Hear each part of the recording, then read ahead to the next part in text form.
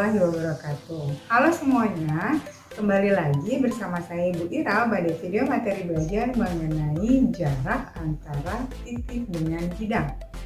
Pada video materi belajar sebelumnya, kita sudah membahas mengenai jarak antara titik dengan titik dan juga jarak antara titik dengan garis. Nah, bagaimana sih cara menentukan jarak antara titik dengan bidang? Untuk lebih jelasnya, mari kita simak paparan materi berikut ini. Nah, sekarang kita bahas mengenai jarak antara titik ke bidang ya. Jadi jarak antara titik A kemudian ke suatu bidang P, misalkan di sini kita lihat ada titik A, kemudian ada bidang P di sini. Itu adalah apa? Adalah suatu garis, jelas ya, suatu garis yang kita lihat di sini, kita tarik garis A. Nah, menuju bidang P, tapi dengan catatan si garis A, ini ruas garisnya itu menghubungkan tegak lurus titik A ke bidang P. Nah, jika kita lihat di sini, yang pertama si garis A-nya itu ya, garis yang mulainya itu tegak lurus garis pertama, kemudian tegak lurus garis kedua, di mana kedua garis tersebut berpotongan di bidang P. Oke, jadi kita lihatnya gampangnya, kita kasih contoh aja dulu ya. Misalkan diketahui kubus ABCDFGH dengan panjang rusuknya adalah 8 cm. Nah, kemudian diminta untuk menentukan jarak titik A ke bidang BDHF. Jadi kita itu harus mencari suatu garis yang tegak lurus bidang BDHF. Nah, syaratnya apa? Syaratnya itu garis tersebut ruas tegak lurus dengan dua garis yang berpotongan di bidang BDHF. Oke, coba kita lihat lagi ilustrasinya ya. Nah, di sini kita misalkan lihat ada garis PQ. PQ itu sejajar dengan DF, sejajar dengan BH. Nah, di sini kita lihat AP itu tegak lurus BD. Kenapa AP tegak lurus BD? AP tegak lurus BD karena AP dan BD adalah dua-duanya diagonal sisi pada bidang ABCD. Nah, karena ABCDFGH itu adalah kubus, otomatis ABCD-nya persegi dong. Nah, kalau persegi itu perpotongan diagonalnya itu pasti saling tegak lurus. Terus kemudian AP dengan PQ tegak lurus. Kenapa AP tegak lurus PQ? Karena AP itu adalah terletak di bidang alas, oke, sedangkan PQ itu terletak di bidang tegak, ya, gitu, di bidang tegaknya. Jadi kita sudah kemudian BD itu berpotongan dengan PQ di bidang BDHF. Maka ketika kita sudah punya tiga syarat ini, artinya kita bisa menyatakan bahwa si jarak dari A ke bidang BDHF itu diwakili oleh AP. Nah, sekali lagi, jadi intinya tetap aja ujung-ujungnya itu jarak titik ke titik ya. Cuma kita harus menentukan dulu mana garis yang tegak lurus bidang. Oke. Nah, udah tahu AP ya, udah tinggal dicari aja. AP itu kan pasti setengah dari AC, sedangkan AC itu adalah diagonal sisi. Diagonal sisinya 8 akar 2, jadi AC-nya adalah 4 akar 2. Jadi jarak A ke BDHF itu adalah 4 akar 2 cm. Begitu ya. Baik, sekarang kita ambil contoh yang agak berbeda. Misalkan 5 segi 4 beraturan TABCD.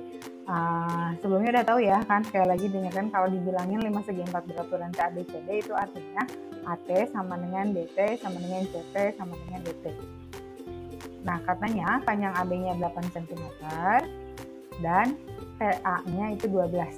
Artinya maka TB-nya 12, TT-nya 12, TD-nya 12. Nah, ditanyakan adalah jarak titik T ke bidang ABCD. Jadi kita harus tentuin dulu mana sih garis melalui T yang tegak lurus bidang ABCD. Syaratnya apa? Syaratnya si garis yang ditarik melalui T itu tegak lurus dengan dua garis yang berpotongan di ABCD. Oke.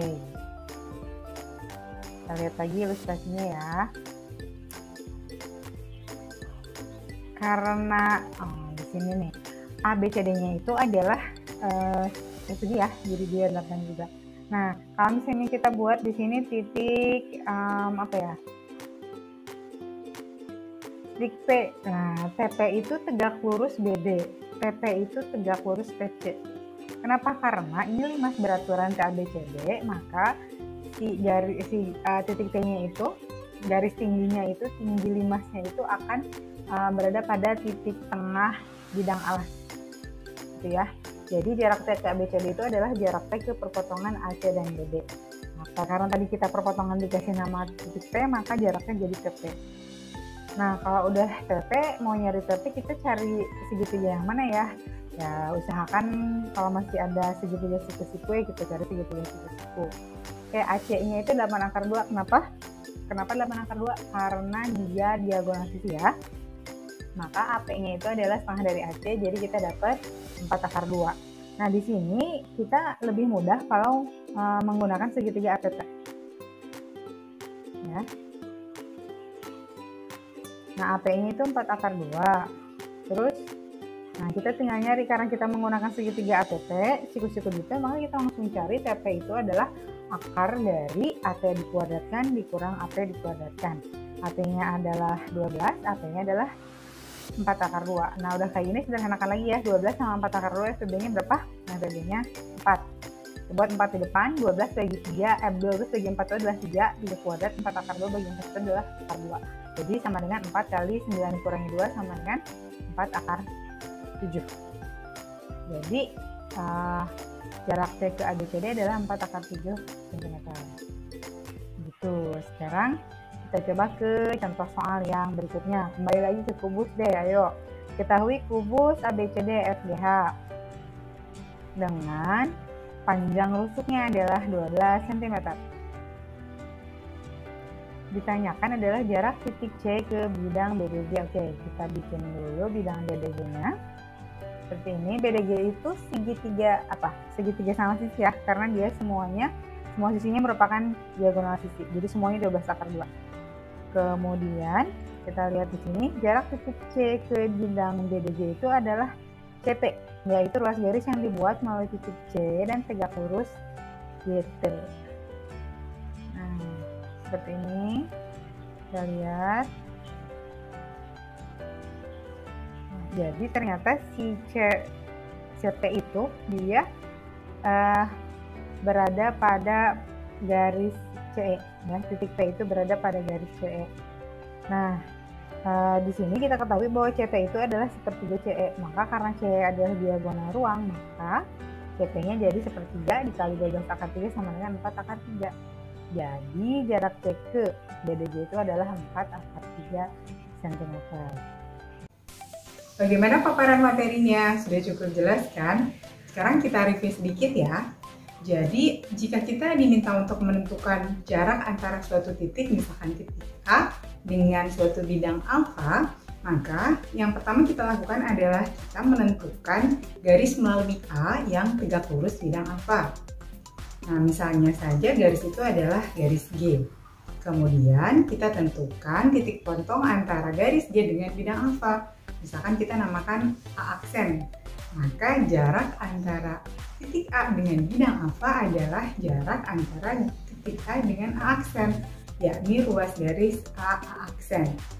Nah, namun sebelumnya kita juga harus bisa mengetahui bagaimana cara menentukan bahwa suatu garis itu tegak lurus terhadap suatu bidang. Jangan lupa, suatu garis dikatakan tegak lurus suatu bidang jika garis tersebut tegak lurus dengan dua garis yang saling berpotongan di bidang tersebut.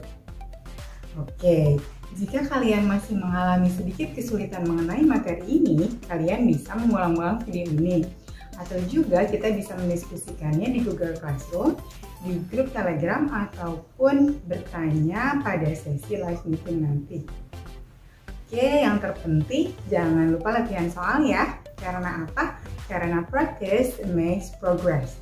Terima kasih. Wassalamualaikum warahmatullahi wabarakatuh.